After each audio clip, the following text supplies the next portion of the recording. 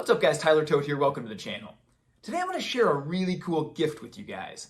This is an amazing gift where we can get inside the minds of some of the greatest and smartest people in the world, people that have dedicated decades to researching different topics that then we can absorb and instantly make our life better. I'm talking about, of course, reading books. And today I'm going to break down my all-time favorite self-improvement book. No book leveled up my life more than this one right here, Atomic Habits by James Clear. I'm a massive fan of this book. I've read it cover to cover 3 times. I've got 20 plus pages of notes on it. And so today I'm going to share my top 5 takeaways with you guys, plus a bonus tip. I think you'll be able to use this and the framework that this book provides to really improve your habits, improve your mindset, and improve your life. A famous line from this book is, "Show me a man's habits and I'll show you his future." I've really seen that to be true over the last 5 years of my self-improvement journey. Nothing has leveled up my life more than stacking these daily wins, making sure I have these non-negotiable daily habits that always move me forward. So let's dig into it, guys, and let's get better together. The first takeaway from this was the compound effect of daily habits. Now, I think many of us, and myself, the first 34, 35 years of my life are guilty of big New Year's resolutions. This was me. I'm gonna read the Bible from cover to cover 10 years in a row. I'd make it to about January 7th 8 or 9 times, and then that'd be it. I would have these massive monumental goals, and the second that I lost track, that was it. It was an all or nothing mindset. This book really taught me the power of compounding, the power of how just small little actions can really take you as far as you want to go.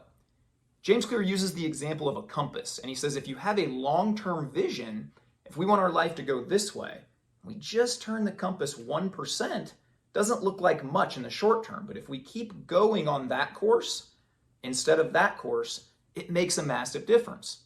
This is something I really programmed into my mind and my subconscious all the time and said, well, eating the crappy food doesn't seem like a big deal today, but making that choice to be 1% better, 1% better to get up and take the walk, 1% better to maybe not putz around on my phone, but do something proactive. 1% better to not zone out and watch Netflix tonight for 2 hours and instead watch a sermon, read the Bible, take notes, get better at the things I want to get better at. These things all add up and they compound, which is a massive, massive takeaway. Let me give you a practical example of this. I'm coming up on 5 years in a row now without missing a day of journaling gratitude. This doesn't seem like that big of a deal, and day to day when I first started doing it, I didn't really think it would make a big impact on my life. I take 1 to 2 minutes every morning and journal a few things I'm grateful for. I close my eyes and I think about those things and I say a little prayer and just say thanks and help me focus on the blessings. I've now done this almost 2,000 days in a row, and let me tell you, the compound effect of that, my mind is actively always looking for blessings. We're always looking for opportunities. It has literally reprogrammed my brain to start to see the good in everything. I never thought that was possible before reading this book. 1 to 2 minutes a day, done consistently with a long-term vision, will compound and change you over time. You know, if we're looking at the gym or getting our bodies into shape, this is no different.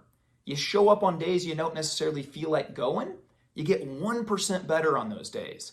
You look back in a year or 2 years, you got the body you desire. So go at all your habits with a long-term vision, stay ruthlessly consistent, and know that that compounding effect is always working for you. Number 2, and this blew my mind, James Clear talked about goalless thinking.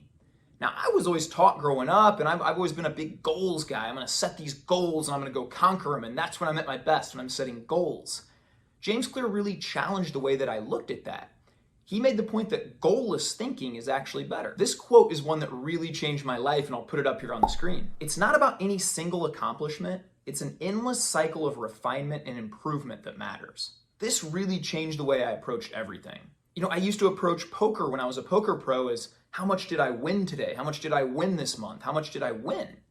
Instead, I just started looking at it as, show up, get a little better today, and the results will take care of themselves. It's a never-ending game. Same with fitness. Oh, I want to get in shape for summer, so I'm going to do these things. Nah, just create a lifestyle that you like that will just keep you fit throughout the year. Instead of setting these goals and always needing these goals, more worry about creating a lifestyle that's attainable, that you can just keep going through these things.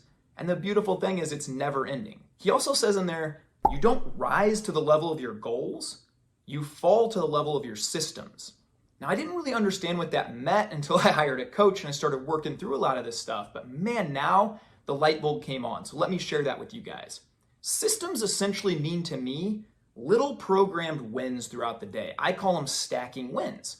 What are these little systems I can add in my day that aren't just setting goals? Oh, I want to cross this off or do this, but I want to keep moving forward toward the direction I want to go. So what does that look like for me?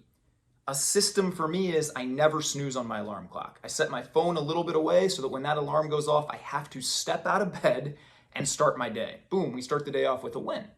Another system, I lay out my clothes the night before. There's not a thought, oh, well, I don't feel like going to the gym today. I got to go into my closet. I got to get all this stuff. A system is my clothes and my shoes are already by the door. They're ready to go. Another system, I always talked about wanting to read the Bible more and do these things for a decade. Now, if you look at my pillow every morning, my Bible is on my pillow. When I wake up and get out of bed, I place my Bible on my pillow. Now I have a system. When I crawl into bed tonight, that Bible is there, and I'm going to read one chapter at least and keep myself moving forward. Another system I talk about that's real easy is meal prep and lunch. I used to never know what I was going to do for lunch. Am I going to go out to eat? Let's see how I feel. Am I stressed? Now I just meal prep every Sunday. My lunches are already done. It removes that decision fatigue, and we keep moving forward. Now, also, he talks about another big point here that I want to touch on briefly, and that's how to form the habit. Because so many of us start, we're fired up. I'm going to do the gratitude journal. I'm going to read the Bible. I'm going to hit the gym.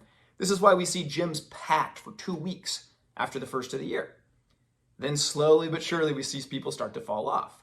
So James Clear gives a 4-step process to make sure your habits stick. This was massive for me. He says, make it obvious, make it satisfying, make it easy, and make it attainable. So let's break this down. What's that really mean? Well, I'll use my gratitude journal as an example. When we make it obvious, we say, what's the obvious benefit? Well, to reprogram my brain to see blessings. Let's make it easy. Well, what's that mean? I only take 1 to 2 minutes. I'm not trying to write 30 things down I'm grateful for and spend a half an hour a day in meditation on these things. It's easy, it's doable. So start to think about your life and the process of the way you design your habits as systems, not goals. Number 3, and this is absolutely massive, and it goes back to how you speak to yourself, but it is identifying as the habit as which you want to attain. So I'm just gonna give a really easy example here. I see people all the time. I'm gonna try and quit smoking. And let's put 2 people in a category, right? One person has been smoking for 5 years, another person's been smoking for 5 years. They both go down with some other people who are smoking, and one person says, hey man, want a cigarette? Both are stopping quitting. The one person says, I don't know right now, man, I'm really trying to quit. The other person says, no man, I'm not a smoker anymore, I don't smoke. Who do you think is more likely to continue that goal? The person who identifies as a non-smoker. I don't do that anymore. That's not something I do. You can apply this to anything. Hey man, you want to go to the bar tonight? No man, dude, I'm getting really healthy. I'm going to the gym tonight because I'm a healthy person. You identify as what that person does. Now you can start to use this in moments of low motivation as well. A lot of mornings I'll wake up, that alarm goes off, and some people think, oh man, Ty's just super motivated. He can't wait to get to the gym. I joke all the time. I'm still in shape at near 40 because I go to the gym 100 days a year when I don't feel like it. So what I will ask myself, and the framework I use to ask this question is, what would a healthy person do? I want to be a healthy person. What would they do? Would they lay in bed or would they get up and go to the gym? Hey man, we're going to a barbecue at a friend's house. There's all kinds of snacks. What would a healthy person do? Would they have a system going in where they tell themselves they're only going to eat 1 snack? Or would they binge on 12 snacks when they're there until they feel sick? You have to have these little things solved in your head, and you have to identify as that habit. Once you start doing that, tell everybody about it. Use social pressure. When I decided to get into shape, I started telling everybody, I'm a healthy person. I go to the gym. That's who I am. That's a part of me. Number 4, and this was equally as big of a game changer for me, environment is everything. I'll be honest, when I started this self-improvement journey 5 years ago, I thought, man, these people that have this body that I want, this bank account that I want, these relationships that I want, they just have more willpower than me, or they're just mentally stronger than me, or all these things. And what I really discovered reading this book is willpower is a scam. Nobody really has willpower. I have the worst willpower of anybody. What I'm really great at after reading this book is controlling my environment. Now, what does that mean? Let me break it down for you. Now, look, if I go grocery shopping on an empty stomach, I'll come back with a whole lot of junk food, keep it in my house, and now at the end of the day, when I'm not wanting to snack, I got all this junk food here. I'm not gonna win that way. That's just not gonna be a thing. So what I have to do then is win at the grocery store. I have to win 1 hour a week instead of trying to win 168 hours a week on willpower. You put barriers between yourself and the negative habit that you're breaking. So for me, snacking was a big problem. So what do? We don't have that stuff in the house. We control our environment. Another easy one is, look, I don't want to drink anymore as much as I was. I used to drink several days a week, go out with friends to bars. This was just a part of who I was. After reading this book, I stopped that. And I said, you know what? If I want to be a great husband and a great dad, I can no longer surround myself with people that are doing these things. So your environment is also the people that you allow into your life. I still get invited to bars and pool parties and clubs all the time. Especially out here living in Vegas. What I do is just invite them to the gym, invite them on a hike, invite them to the park, bring your kids, let's play. These are the things I do. I'm gonna control my environment, make sure it's conducive to me and my goals. And once you do that, you don't have to rely on willpower because your environment is conducive. I'm a dad of an almost 8-year-old and I'm guilty of the dad phrases as much as anybody else. You are who you hang out with, right? We tell our kids this all the time. Hang out with 10 of those kids that are smoking, you'll be the 11th. There is so much truth to that though. And I've really realized that when I surround myself in a circle of people that I'm intentional about, that have a growth mindset, that want to be great dads, husbands, leaders, fathers, create streams of income, do all the things that I want to do, attaining those goals becomes so easy because it's normal in my environment. Every day I wake up to text messages, hit a new PR at the gym, sent my wife a love letter, created a new stream of income, closed on this business deal. That's the environment I'm in.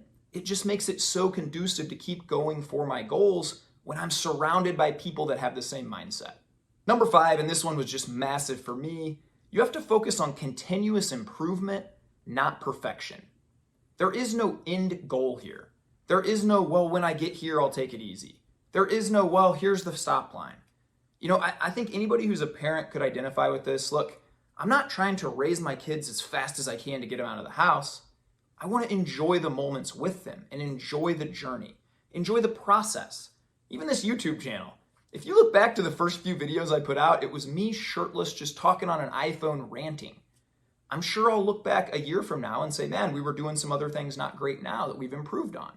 It's a continuous cycle of improvement, refinement, and getting better that never ends. To me, that's so exciting and that's so cool, and it removes the stigma to be perfect. For a long time, I had a note on my desk that said, perfection is the enemy of progress. A lot of times we think, well, if I can't do it perfect, I don't want to do it. I got a newsflash for you. There's one perfect guy that ever walked the face of the earth. It ain't me, it ain't you. You're never going to achieve that perfection.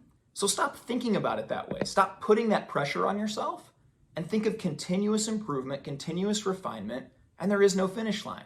You don't have to worry about that. If you slipped up today, stop beating yourself up. Hop back on tomorrow. You're never going to be perfect, but you can always be better. So thanks so much, guys. I love this book so much. I get into the self-improvement journey and I often hear from a lot of people, it's almost this vanity metric or this weird thing.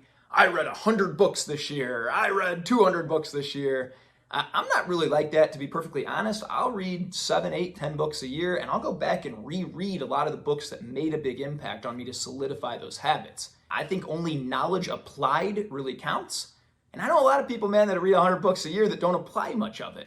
I would rather read 2 books a year and apply and take away things that better my life. I have a saying that only knowledge applied counts.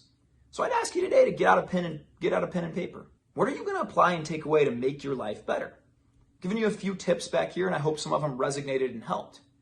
I also have 20-some extra pages of notes. If you'd like any of those, fire me a comment down below. Just say, hey, Ty, I'd like those. And I'd be more than happy to share those with you guys. Again, I'm super grateful that an author can take decades of research. I can read that book in a few hours, apply that and better my life. I think what a gift to live in a time like this. I hope you guys have the greatest day of your life. Go be kind to yourself. Go be kind to others. Let's go change the world, baby. Thanks for tuning in.